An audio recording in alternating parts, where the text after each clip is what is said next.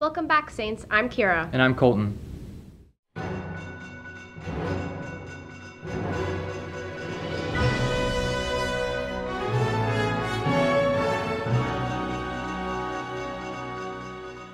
In national news, the FBI investigation of allegations against Supreme Court nominee Judge Brett Kavanaugh is complete.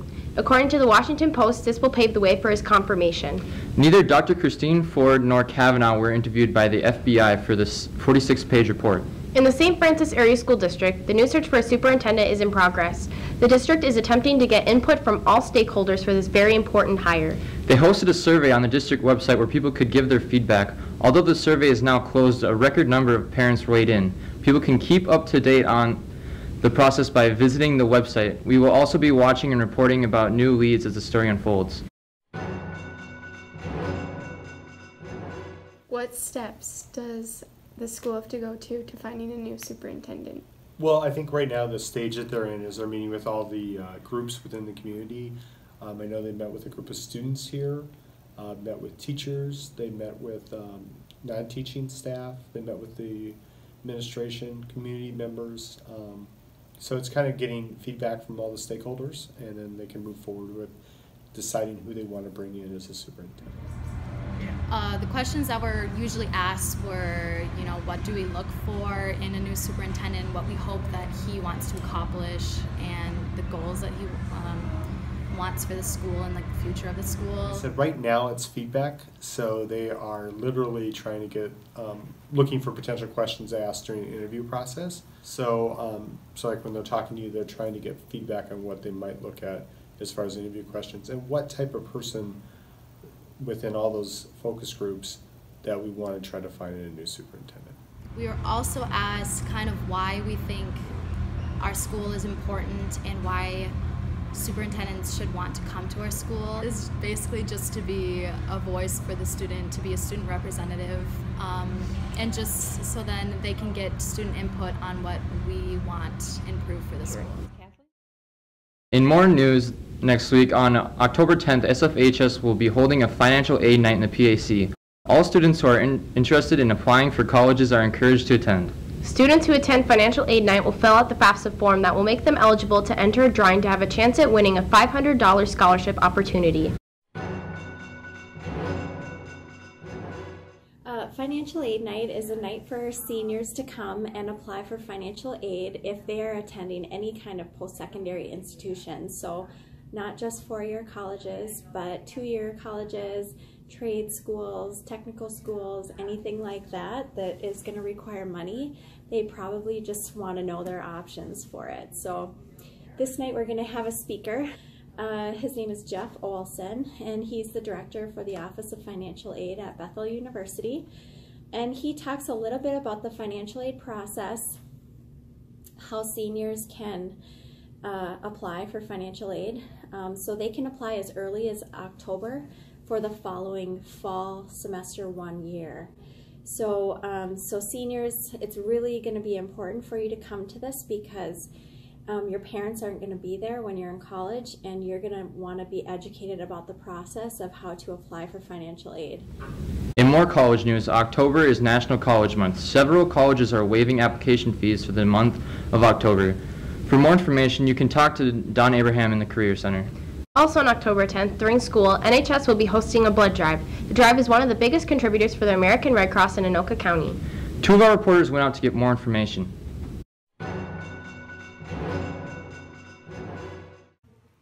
So each year NHS has 3 blood drives. So we've already had our summer blood drive, and the fall blood drive is coming up on October 10th, which is this Wednesday. And we always have a blood drive in the spring, so if you forgot to sign up for this one, there's one in the spring. And a big part of NHS is reaching out to the community, and we found that doing blood drives really helps. And for every person who donates, that saves 3 people's lives. So that's really important, so donate. You must be at least 16 years old to donate, but you need a consent form signed by your parents the day of the donation. Everybody donating also must bring some sort of an ID. If you have a driver's license, that would be the best. Make sure you drink plenty of water and eat at least a breakfast, if not breakfast and lunch. We are still taking a handful more donors, so if you did not get a chance to sign up over the lunch periods last week, will you please do so by contacting me in my room C122. A reminder for all seniors, senior pictures must be submitted to the yearbook by October 15th. It is also still not too late to buy a yearbook for a discounted price of $72. This week, a new fast food place opened in Coon Rapids. Jack Plummer is back with another food review after visiting Cane's. I like food, so do you. It's Jack Plummer's food review. Alright, what's up guys? It's Jack Plummer's food review here, and we're gonna hit the new Cane's in Coon Rapids and see what it's about. 43, hey, got it bounce on one take.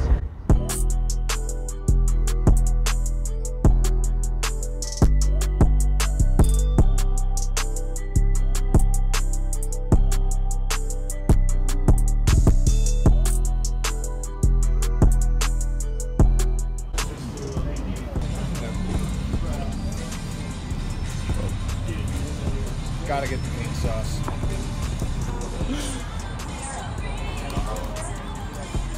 Upon opening, the restaurant was pretty busy today. We're wondering what you think it's going to look like in the future in terms of how many people are showing up. So obviously today we had our grand opening, so we had a really nice group of people out front for our first 100 and had a really great opening, and we're excited about that. In the future, we feel like we're going to continue to see a lot of customers from the area come in and join us, and we feel like it'll be a really busy restaurant, and we're excited to be here. So we just got done eating.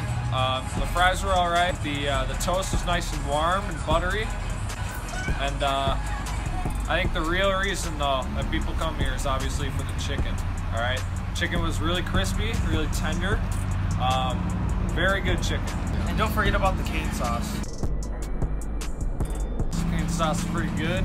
I definitely recommend you guys come here. I give it a 5 out of 5. A number of students at SFHS have interesting hobbies outside of school. Mason Mooney is a senior who races dirt bikes and rides in the 250 class. That makes him this week's 5 Minutes of Fame. Student celebrities everywhere. This is why you should care about 5 Minutes of Fame.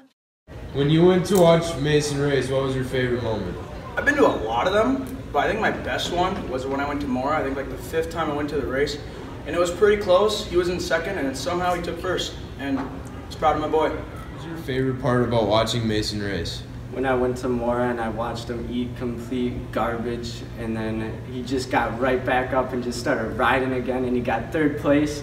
And I was so proud of my boy for getting that. He made me so proud. How long have you been racing dirt bikes? I started when I was 4, and I went for about 4 years, and then I raced BMX for 7 years, and then I went back to it 2 years ago, and now I've been doing it since then. Where is your favorite place to ride? Probably either Mora or Millville, because they're bigger, more fun tracks. Biggest accomplishment as a rider? Probably winning the series at Motocross, and when Brett came to my race, that was probably the most exciting race of my life, because he ran out on the track and did a backflip in front of everyone, and then he fell, and yeah, it was pretty great. Now stay tuned for RQT and sports. It's the random question thing, ding. Do you think pineapple belongs on pizza? Yes, because I like it. Well, I'm lactose intolerant, so I can't eat pizza, so I don't really care if it's on pizza or not. Yes, absolutely. Pineapple is delicious, and it's sweet, and it adds a dimension that the rest of the flavors in the pizza don't have, so it rounds out the flavor in that pizza and excites your taste buds. Hey Saints, I'm Spencer Baldwin, and welcome to sports.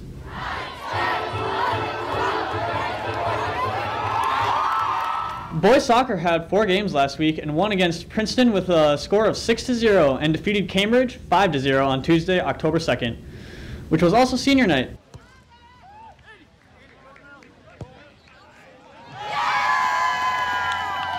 Goal number 9, Andy Christopherson. Tied Buffalo Thursday night 4-4 in overtime.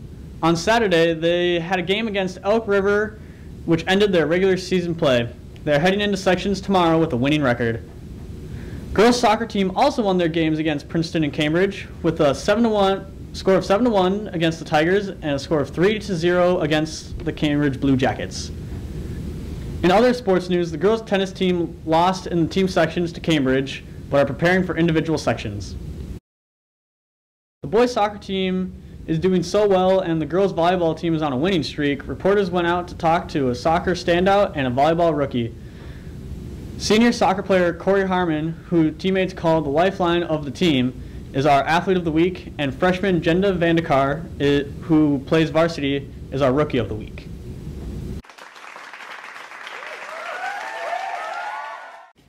I'm Drew Bancroft. I'm Mike Castle. I'm Jenna Cook. We interviewed Corey Harmon and Jenna Vandecar for Athlete and Rookie of the Week. How long have you played volleyball? For 5 years. What position do you play? I'm a middle hitter. How is varsity different than any other team you've played on? It's just like faster pace, and it's like different because I'm like a freshman going against like seniors. What's your biggest contribution to the team? I think definitely my serving and blocking. Do you play? I play stopper, was known as defensive mid. How long have you been playing soccer? I've been playing since I was 5, so about 12 years now. Have you played on any club teams? Yeah, so I've played on multiple club teams. I think I've played on 6 or 7 different club teams throughout the state. What are your contributions to the team? Well, for our team, I mainly do all the most defensive work for our team. I run from box to box, sideline to sideline, just trying to win the ball wherever it is in that area, and trying to get it to our forwards so they can score. The girls volleyball team has been doing really well this season with a record of 17-6 so far. They won all 3 matches against Blaine on the Teacher Appreciation Night and took down Chicago Lakes on Thursday. The football team spent last Friday reading to St. Francis Elementary as outreach to the community. They placed Chicago Lakes on Friday and will face off for the Battle of the Paddle at Cambridge this Friday. The tradition for these two rivals have been going on for many seasons. This Friday, Saints hope to win the paddle back after holding it for many years. We sent a team of reporters out to get the scoop. This is a big deal, and we play them in everything. It's a big deal in everything. It's, Badgers, Gophers, Packers, Vikings. When we play Cambridge, it turns into a bloodbath. It's just a must-win game. It's Cambridge, for Pete's sake.